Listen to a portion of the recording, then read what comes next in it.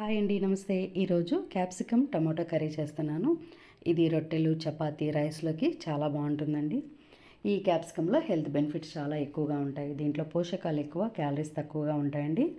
ఒబిసిటీని తగ్గిస్తుంది, బాడీ పెయిన్స్ని కూడా తగ్గిస్తుందండి. ఈ క్యాప్సికాన్ని మనం ఫ్రైలా చేసుకుంటాము, గ్రేవీలాగా చేసుకుంటాము. ఈరోజు నేనైతే గ్రేవీలాగా చేసుకున్నానండి. ఇది జ్యూసీగా చాలా టేస్టీగా ఉంది.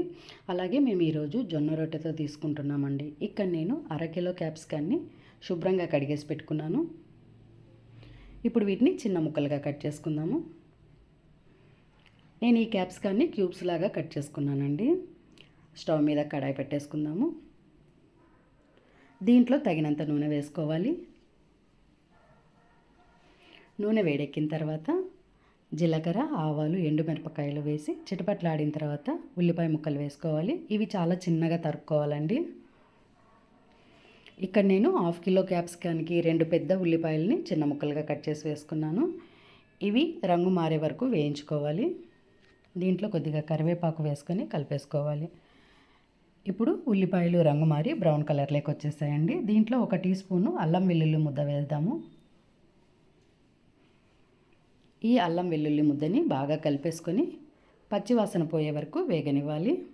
దీంట్లో కొద్దిగా పసుపు వేసుకుందాము.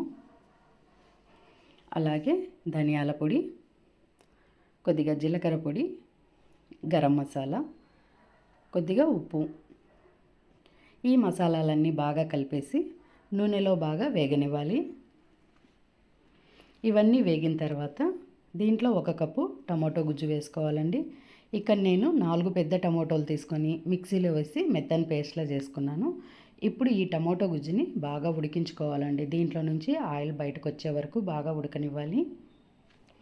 ఇప్పుడు ఈ గుజ్జు అంతా ఉడికిపోయి ఆయిల్ పైకి వచ్చింది.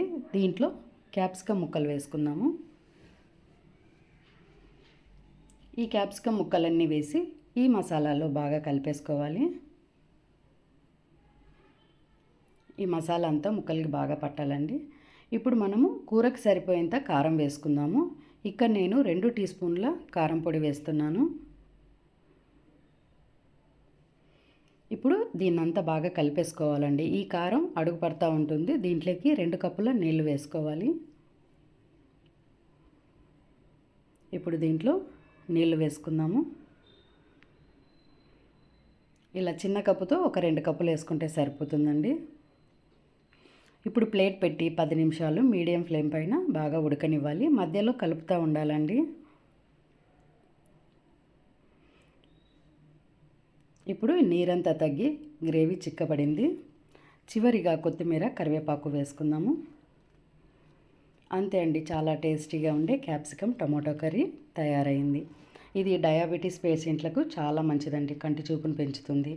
అలాగే గుండెదడ ఉన్న వాళ్ళకు కూడా చాలా మంచిది. దీంట్లో విటమిన్ సి ఎక్కువగా ఉంటుంది. ఇన్ని హెల్త్ బెనిఫిట్స్ ఉన్న ఈ క్యాప్సికాన్ని మీకు నచ్చిన విధంగా తయారు చేసుకొని వాడుకోవాలండి. ఈ కర్రీ అయితే చాలా టేస్టీగా ఉంది. తప్పక ట్రై చేయండి.